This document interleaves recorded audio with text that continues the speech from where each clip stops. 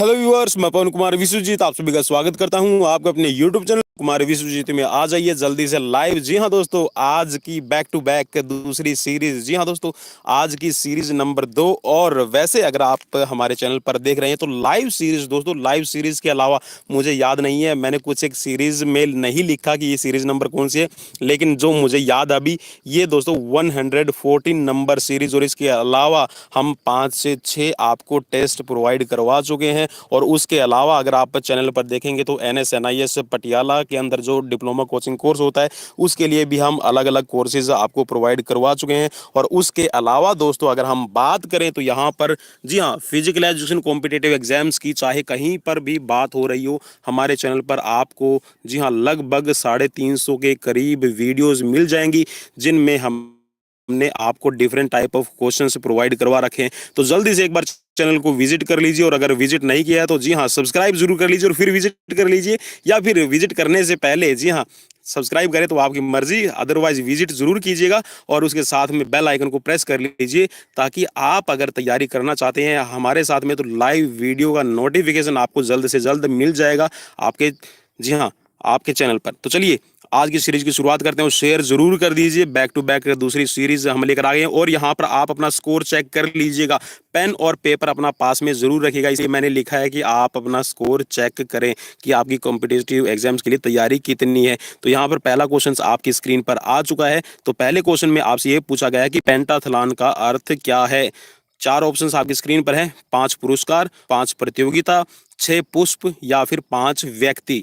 तो यहाँ पर जो इसका राइट ऑप्शन बनेगा, जी हाँ दोस्तों चेक कर लीजिएगा, तो राइट ऑप्शन है 5 प्रतियोगिता। जी हाँ दोस्तों, पेंटाथलॉन के अंदर आपके टोटल 5 इवेंट्स होते हैं, जिनको डिफरेंट डेज में आपका करवाया जाता है। और जो इन 5 इवेंट्स में अपना विन करता है, जिसका सबसे ज्यादा मैक्सिमम स्कोर होगा, वो जी हाँ पेंटाथलॉन का विनर बन जाता है। चलिए नेक्स्ट क्वेश्चन की तरफ बढ़ते हैं। नेक्स्ट क्वेश्चन आपकी स्क्रीन पर आ गया है।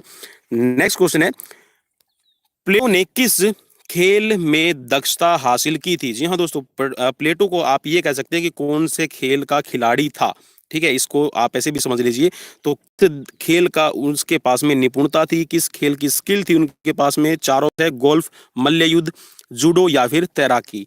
तो यहाँ पर जो राइट ऑप्शन है इसमें ये है आपका मल्ल युद्ध। जी हाँ दोस्तों, प्लेटो को मल्ल युद्ध आप ये कह सकते हैं कि रेसलिंग है, फाइटिंग है, उसका बहुत अच्छा ज्ञान था। चलिए नेक्स्ट क्वेश्चन की तरफ बढ़ते हैं। नेक्स्ट क्वेश्चन है, लाइसियम।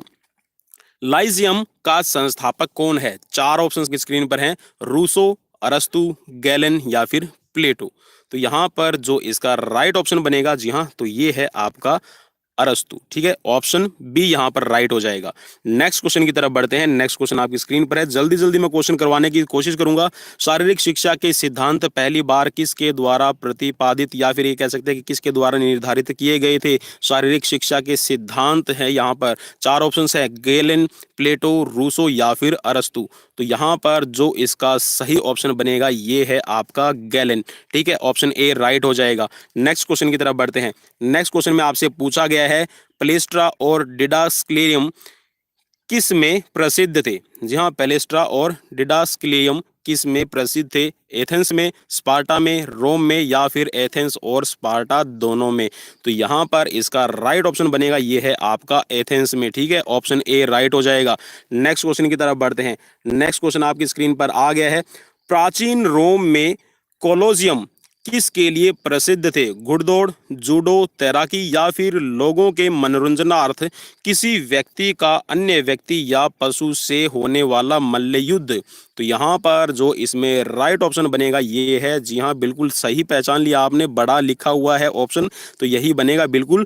जो लोग थे यहाँ पर, जो एथेंस में आप ये कह सकते हैं प्राचीन रोम के अंदर जो रहने वाले लोग थे, उनके रिक्रिएशन के लिए, उनके मनोरंजन के लिए जी हाँ एक एरिया ऐसा निर्धारित किया जाता था जहाँ पर या तो 2 व्यक्ति आपस में मल्ल युद्ध करते थे, द्वंद्व युद्ध आप जो कह सकते हैं, रेसलिंग, फाइटिंग, या फिर पशुओं के साथ में उनकी फाइटिंग होती थी, तो उसको कहा जाता था कोलिजियम। ठीक है, ऑप्शन डी यहाँ पर राइट हो जाएगा। नेक्स्ट क्वेश्चन की तरफ बढ़ते हैं। और भाई अगर हमारा आपको रंग, जी हाँ अगर हमारे चैनल का रंग ढंग आपको पसंद आए तो प्लीज लाइक, शेयर, सब्सक्राइब जरूर कर दीजिएगा। तो नेक्स्ट क्वेश्चन है आपकी स्क्रीन पर, निम्नलिखित में से कौन सा ओलंपिक छल्लों के रंगों के सही संयोग का द्योतक है। ठीक है, यहाँ पर द्योतक का मतलब यह है कि कौन सा सही क्रम है। आपसे ये पूछा गया है कि ओलंपिक के अंदर जो आपका फ्लैग है, उस फ्लैग में आपके 5 रिंग्स बने रहते हैं। ठीक है, 5 रिंग्स हैं और उन पांचों रिंग्स का कलर अलग अलग है। तो यहाँ पर कौन सा इसमें सही ऑप्शन बन रहा है, आपको पहचानना है। जल्दी से पहचानने की कोशिश कीजिएगा, फिर मैं राइट ऑप्शन पे क्लिक कर देता हूँ। जी हाँ, देखिए भूरा रंग नहीं है, बैंगनी कलर भी नहीं है, भूरा और बैंगनी कलर तो बिल्कुल है ही नहीं। तो ये सिर्फ ए ऑप्शन में नहीं है। तो यहाँ पर हमारा राइट ऑप्शन बन जाएगा नीला, पीला, काला, हरा और लाल। यहाँ पर ये सीक्वेंस में लिखे हुए हैं, याद रहेगा यूरोप के लिए, एशिया के लिए पीला रहेगा और जो आपका हरा कलर है ये रहेगा आपके ऑस्ट्रेलिया, ओशियाना इसको पहले कहते थे। ठीक है, और यहाँ पर जो लाल है ये अमेरिका के लिए हो जाएगा। ठीक है, ऑप्शन ए राइट है। नेक्स्ट क्वेश्चन की तरफ बढ़ते हैं। नेक्स्ट क्वेश्चन में आपसे पूछ रखा है मानव शरीर में सबसे छोटी हड्डी कौन सी है। देखिए यहाँ पर स्टेपीज के बारे में नहीं है, लेकिन यहाँ पर जो ये अलग अलग, देखिए हिंदी में मैंने बोला था कि भाई हिंदी में there is a most difficult words, you can't learn this words, so that's why I am saying that जितना हो सके आप हिंदी की बजाय इंग्लिश को प्रेफर कीजिए, बिकॉज जो आपका ह्यूमन बायोलॉजी है वो आपको इंग्लिश में अच्छे से समझ में आ जाता है। लेकिन फिर भी मैं यहाँ पर हिंदी में ट्रांसलेट करके ये क्वेश्चन लेके आया हूँ। तो मानव शरीर की सबसे छोटी हड्डी कौन सी है? एंगुलियोस्थी, अधिगुल्फा अस्थि, अनाम अस्थि या फिर आपकी गुल्फा अस्थि। तो यहाँ पर जो इसमें सबसे छोटी हड्डी बनती है ये है आपकी गुल्फा अस्थि, और इसको हम, जी हाँ, हिंदी में अगर इंग्लिश में बात करें तो इसको कहेंगे टार्सस। ठीक है, चलिए नेक्स्ट क्वेश्चन की तरफ बढ़ेंगे। तो यहाँ पर गुल्फ का मतलब होता है, गुल्फा आप इसको कह सकते हैं। ठीक है, टार्सस इसका मतलब होता है। नेक्स्ट क्वेश्चन की तरफ बढ़ते हैं। नेक्स्ट क्वेश्चन है भाई आपकी स्क्रीन पर, अस्थियों की संरचना में निम्नलिखित में से किसका प्रतिशत सर्वाधिक रहता है? जी हाँ, अस्थियों का जो आपकी बोन है, बोन्स का जो आपका स्ट्रक्चर होता है, बोन का जो निर्माण होगा, उसमें सबसे ज्यादा प्रतिशत, जो सबसे ज्यादा परसेंटेज है वो किस मिनरल्स की रहती है? आपसे ये पूछ रखा है, calcium sulphate, calcium phosphate, chloride या फिर फ्लोराइड। चलिए, जो राइट ऑप्शन इसमें बनेगा ये है, जी हाँ बिल्कुल आपने सही पहचान लिया भाई, कैल्शियम फॉस्फेट, जिसमें आपकी कैल्शियम और फॉस्फेट की दोनों की मात्रा रहेगी। तो कैल्शियम फॉस्फेट सबसे ज्यादा रहता है आपकी हड्डियों के अंदर। नेक्स्ट क्वेश्चन की तरफ बढ़ते हैं। नेक्स्ट क्वेश्चन आपकी स्क्रीन पर आ गया है, कपाल के अस्थियों की कुल संख्या कितनी है? देखिए कपाल का मतलब जो आपका क्रेनियम है, क्रेनियम का मतलब है जो आपकी ब्रेन को सेफ रखने का काम करता है, जिसपे हमारे बाल उगे हुए हैं। ठीक है भाई, ठीक है, टकला चलिए टकला तो नहीं है, टकले पे बाल है जरूर भाई, कोई बुरा मत मान जाना भाई। तो यहाँ पर ये पूछा गया जो आपका क्रेनियम है, आपका जो खोपड़ी है, उसकी कितनी हड्डियां हैं? यहाँ पर 4 ऑप्शंस दिए गए हैं, 7, 8, 9, 10 या फिर आपका, जी हाँ चलिए यहाँ पर बी इसमें लिखा गया है, तो ये आपका बाय टाइपिंग मिस्टेक मुझसे हो गया है, तो इसके लिए मैं माफ़ी चाहूँगा। ये 4 ऑप्शंस है, तो यहाँ पर जो राइट ऑप्शन है आपका ये है आपका बी। ठीक है, 8 होती हैं। नेक्स्ट क्वेश्चन की तरफ बढ़ते हैं। नेक्स्ट क्वेश्चन आपकी स्क्रीन पर आ गया है, वक्षीय कशेरुकाएं कितनी होती हैं? 4 ऑप्शंस आपकी स्क्रीन पर है, 7 अस्थियां, 12 अस्थियां, 5 अस्थियां या फिर आपकी 8 अस्थियां। वक्षीय कशेरुकाएं का मतलब यहाँ पर दोस्तों आपका पसलियों से नहीं है, रिब्स से मतलब नहीं है भाई, रिब। ठीक है, रिब्स से नहीं है। ठीक है, रिब्स, तो रिब्स से मतलब नहीं है, रिब्स को कहा जाता है पसलियां, और कशेरुकाएं होती हैं आपकी वर्टिब्रा कॉलम। ठीक है, तो आपकी जो थोरैकिक वर्टिब्रा है, जिसके ऊपर आपकी रिब्स अटैच रहती है, तो ये है आपके टोटल 12। ठीक है, 12 अस्थियां होती हैं, 7 आपकी होती हैं सर्वाइकल की, 5 होती हैं लुम्बर वर्टिब्रा। ठीक है, कटी कशेरुकाएं जिनको कहते हैं। ठीक है, और सैक्रम की भी 5 होती है, और कोकस की आपकी 3 रहती है, लेकिन बाद में वो जुड़ के 1 हो जाती है। चलिए नेक्स्ट क्वेश्चन की तरफ बढ़ते हैं। नेक्स्ट क्वेश्चन आपकी स्क्रीन पर आ गया है, जी हाँ, मैंने जैसे नाम लिया और ये क्वेश्चन भी आ गया, सैक्रम त्रिकास्थी कशेरुकाएं किसकी बनी होती है, कितनी होती है इनके अंदर, आपको बताना है, जल्दी से बताइएगा। चलिए राइट ऑप्शन की तरफ बढ़ेंगे, फिर 5 अस्थियों से, 6 अस्थियों से, या फिर आपकी 4 अस्थियों से, या फिर आपकी 3 अस्थियों से। जी हाँ, तो चलिए मैंने आपको बता दिया, तो ये होती है टोटल 5। ठीक है, सैक्रम। नेक्स्ट क्वेश्चन की तरफ बढ़ते हैं। नेक्स्ट क्वेश्चन आपकी स्क्रीन पर आ गया है, इसको देखिए दोस्तों, यहाँ पर आपको इस टाइप की ये जो पूरी बोन्स है वो आपका मिल के बनती है, और नीचे होता है आपका कोकस। ठीक है, तो यहाँ पर जो हड्डियां हैं ये आपस में जुड़ के मिलती है 5। चलिए नेक्स्ट क्वेश्चन की तरफ बढ़ता हूँ। आशा करता हूँ कि आपको जो मैं समझा रहा हूँ, समझाने की कोशिश कर रहा हूँ, उसको आप समझ रहे होंगे। कटी कशेरुकाएं की संख्या कितनी होती है? कटी कशेरुकाओं का मतलब है आपकी लुम्बर वर्टिब्रा। ठीक है, जिसको आपने देखा भी होगा। डॉक्टर कई बार जैसे नर्व्स के ऊपर प्रेशर पड़ता है तो बोलता है कि भाई L5 L, तो L का मतलब है कि लुम्बर, ठीक है, जो आपकी लुम्बर की कटी, कटी का मतलब है भाई कमर, ठीक है। चलिए, जहां पर आप बेल्ट लगाते हैं यार, अब तो समझ गए होंगे। तो यहाँ पर चार ऑप्शंस दिए गए हैं, 6, 7, 5 या फिर 4। तो कटी कशेरुकाएं होती हैं टोटल आपकी 5, ठीक है। ऑप्शन सी यहाँ पर राइट हो जाएगा। नेक्स्ट क्वेश्चन की तरफ बढ़ूंगा और नेक्स्ट क्वेश्चन आपके लिए लेकर आ गया। प्रतिस्थापन से बनती है उसे क्या कहते हैं? लंबी, छोटी अस्थि, तिला अस्थि या फिर प्रतिस्थापन अस्थि। तो यहाँ पर देखिए, प्रतिस्थापन से जो बनती है, यहाँ पर भाई सीधा सा नाम है, प्रतिस्थापन से बनती है तो हम उसको प्रतिस्थापन अस्थि ही कहेंगे, ठीक है। तो ऑप्शन डी यहाँ पर राइट हो जाएगा। नेक्स्ट क्वेश्चन की तरफ बढ़े तो चलिए बढ़ते हैं। नेक्स्ट क्वेश्चन में ये पूछा गया कि विकास की प्रक्रिया में गैंग एज पद कब, किसके लिए यूज किया जाता है? आप ये समझिएगा कि किसके लिए आपका गैंग एज शब्द यूज किया जाता है। जी हाँ, गैंग बनती है। चलिए, तो यहाँ पर जो ऑप्शन है इसमें हो जाएगा आपका वय संधि, यहाँ पर लिख रखा है, ठीक है। तो मतलब ये है कि जो आपकी प्यूबर्टी एज होती है आपकी 10 से लेके 13 साल के अंदर, यहाँ पर जो बच्चे हैं वो गैंग बनाना शुरू कर देते हैं, मीन्स टोली में रहना शुरू कर देंगे। आप ये कह सकते हैं कि यहाँ पर जो बचपन के बाद में, शैशवावस्था के बाद में जो बालपन आता है, ठीक है, उसमें हो जाएगा प्रतिवर्ती बचपन भी, आप इसमें थोड़ा बहुत ऐड कर सकते हैं। चलिए नेक्स्ट क्वेश्चन की तरफ बढ़ेंगे। नेक्स्ट क्वेश्चन है, ज्ञान कॉग्निशन का संबंध है, कॉग्निटिव, ठीक है, संज्ञान आप इसको कह सकते हैं। तो यहाँ पर आपसे पूछा गया है कि इनमें किससे मतलब होगा, ज्ञान का कॉग्निशन का संबंध किससे रहेगा? सीखने से, स्मृति से या फिर रचनात्मकता से। तो यहाँ पर, और इनमें से सभी। तो यहाँ पर जो राइट ऑप्शन है ये हो जाएगा इनमें सभी में, ठीक है। ऑप्शन डी यहाँ पर राइट हो जाएगा। नेक्स्ट क्वेश्चन का मतलब है क्वेश्चन नंबर 17, इनमें कौन प्राथमिक प्रेरणा नहीं है? प्राथमिक प्रेरणा कौन सी नहीं है? चार ऑप्शन दिए गए हैं, राग, क्षुधा, यौन या फिर तृषा। देखिए, प्यास है, यौन है, क्षुधा का मतलब भूख है, तो यहाँ पर ये आपके जन्मजात हैं, आपके प्राथमिक हैं। जो राग है, ठीक है, राग आपका प्राथमिक नहीं है, तो ऑप्शन ए यहाँ पर राइट हो जाएगा। नेक्स्ट क्वेश्चन की तरफ बढ़ते हैं। नेक्स्ट क्वेश्चन में पूछा गया है, संस्थापित क्लासिकल अनुकूलन की प्रक्रियाएं हैं। चार ऑप्शंस आपकी स्क्रीन पर है। क्लासिकल अनुकूलन किसको कहेंगे? आपसे पूछा गया ये है कि कौन कौन सी इसमें प्रक्रियाएं होती हैं, सामान्यीकरण, विभेदीकरण, विलोपन या फिर इनमें सभी। तो यहाँ पर जी हाँ, ये तीनों ही इसके पार्ट हैं, प्रक्रियाएं हैं, तो ऑप्शन डी यहाँ पर राइट हो जाएगा। नेक्स्ट क्वेश्चन की तरफ बढ़ते हैं। शारीरिक शिक्षा के मनोविज्ञान की शिक्षा दी जाती है क्योंकि, चार ऑप्शन हैं, इससे कार्य साधकता बढ़ती है, इसका संबंध व्यवहार से है, यह सीखने में मदद करता है या फिर यह खिलाड़ियों को अभिप्रेरित करता है।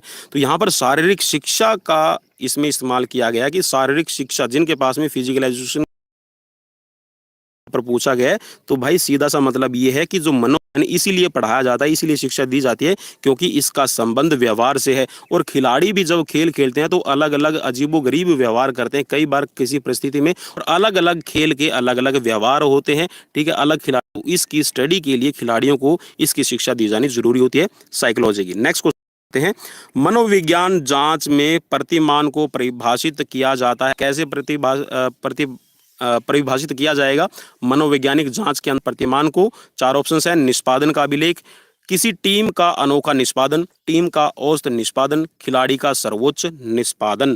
तो यहाँ पर इन ऑप्शंस में से जो राइट बनेगा ये है आपका टीम का औसत निष्पादन, इसमें चेक किया जाता है, ठीक है। चलिए नेक्स्ट क्वेश्चन की तरफ बढ़ते हैं। नेक्स्ट क्वेश्चन आपकी स्क्रीन पर आ गया है, दाब या फिर इसको स्ट्रेस कह देंगे। तो स्ट्रेस का कौन सा स्तर खिलाड़ियों के निष्पादन में वृद्धि लाता है, ठीक है, जो उनकी परफॉर्मेंस है उसमें कौन कितना ले आएगा, कितना लेके आएगा, ये आपको बताना है। तो कौन सा आपका लेवल रहना चाहिए? तीव्रीकृत मीन्स फास्ट होना चाहिए, संयत का मतलब है यहाँ पर नॉर्मल, और अनुकूलतम, ठीक है, या फिर इनमें से कोई नहीं। तो यहाँ पर है, देखिए, जो आपका स्ट्रेस है, स्ट्रेस अगर मॉडरेट रहेगा, अनुकूल रहेगा, तो ये खिलाड़ियों के जो निष्पादन है, खिलाड़ियों की जो इनपुट है, परफॉर्मेंस है, उस पर असर डालता है, उनकी अच्छी परफॉर्मेंस निकल कर आएगी। नेक्स्ट क्वेश्चन की तरफ बढ़ते हैं। क्वेश्चन नंबर आपकी स्क्रीन पर आ गया है 22, बाल मनोविज्ञान आपको मदद करता है, किस में मदद करता है भाई, जल्दी से बताइएगा। बालक की अभिरुचि के बारे में, उनकी चेतना एवं उपचेतना, व्यवहार के बारे में, उनकी जागृति के बारे में, या फिर उपयुक्त सभी। तो यहाँ पर बिल्कुल जो बाल मनोविज्ञान है वो वो इन सभी पहलुओं पर आपकी मदद करता है। तो ऑप्शन डी यहाँ पर राइट हो जाएगा। नेक्स्ट क्वेश्चन की तरफ बढ़ते हैं। अधिगम का सबसे महत्वपूर्ण कारक है, कौन सा है अधिगम का सबसे महत्वपूर्ण कारक? योग्य शिक्षक, सीखने की क्षमता, जिज्ञासा या फिर अच्छी याददाश्त। तो यहाँ पर ये होता है अधिगम। देखिए, जब आप कोई भी चीज़ सीखते हैं, अगर आपके अंदर जिज्ञासा अच्छी है तो आप अच्छे से लर्निंग करते हैं। तो जिज्ञासा यहाँ पर ऑप्शन सी राइट हो जाएगा। नेक्स्ट क्वेश्चन की तरफ बढ़ते हैं। विद्यार्थी का सबसे महत्वपूर्ण पाठ्यक्रम है जो, यहाँ पर अब आपको इन 4 ऑप्शंस में से बताना है कि विद्यार्थी का सबसे महत्वपूर्ण पाठ्यक्रम कौन सा रहेगा। उनके विकास में मदद करने वाला, समाज की आवश्यकता की पूर्ति करने वाला, उनके स्तर के अनुकूल हो या फिर उपयुक्त सभी। तो यहाँ पर इस क्वेश्चन का आंसर भी जी हाँ बिल्कुल ऑप्शन डी राइट हो जाएगा। उनके विकास में मदद करने वाला हो, समाज की आवश्यकता, जो समाज की आपकी नीड है, सोसाइटी की नीड है, उनको पूरा करने वाला हो, और उनके लेवल का हो, उनके अनुकूल हो, तो बच्चों की जो लर्निंग है वो अच्छी होती है पाठ्यक्रम में। तो ऑप्शन डी यहाँ पर राइट हो जाएगा। नेक्स्ट क्वेश्चन की तरफ बढ़ते हैं। प्रश्नोत्तर की तकनीकी के द्वारा यहाँ पर क्या पता लगाया जाएगा, आपको बताना है। शिक्षक विद्यार्थी की समझदारी का पता लगा लेता है। आप ऐसी कक्षा को पढ़ाते हैं जिसमें रुचि हो, विद्यार्थी भी प्रश्नों के पूछने का तरीका सीखते हैं या फिर उपयुक्त सभी। तो यहाँ पर राइट इसमें जो बनेगा ये है आपका डी। हाँ, एक शिक्षक है वो विद्यार्थी की समझदारी का पता लगा लेता है कि उसके अंदर कितना टैलेंट है, उसकी लर्निंग कितनी है।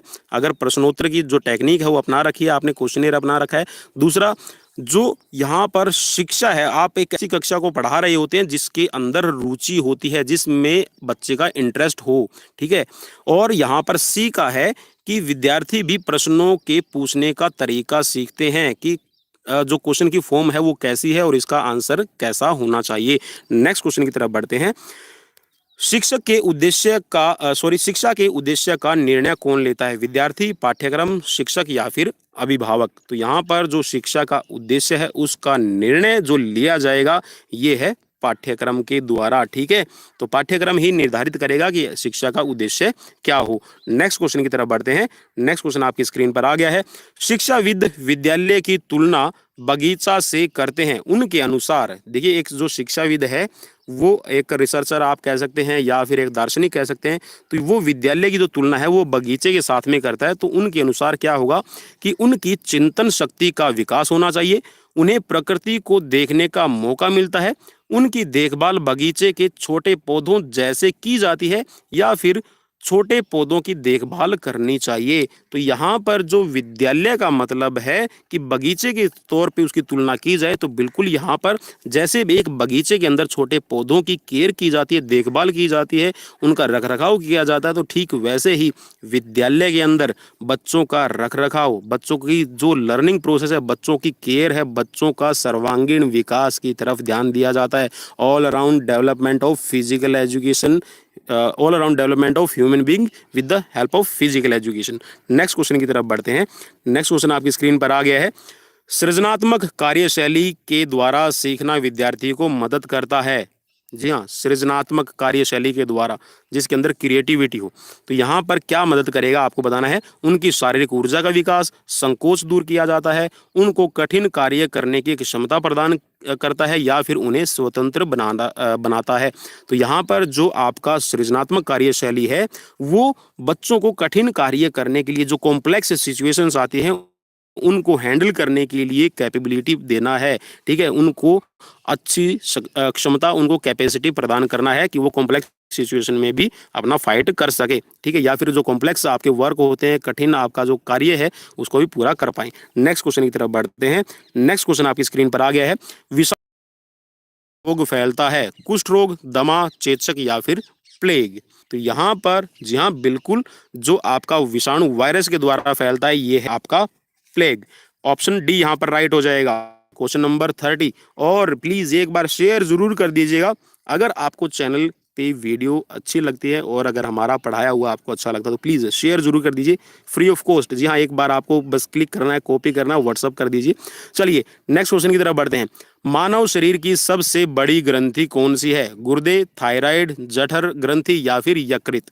तो यहाँ पर जो सबसे बड़ी है ये है आपकी यकृत। जी हाँ, लीवर सबसे बड़ी आपकी ग्रंथि है, ग्लैंड्स है। नेक्स्ट क्वेश्चन की तरफ बढ़ते हैं।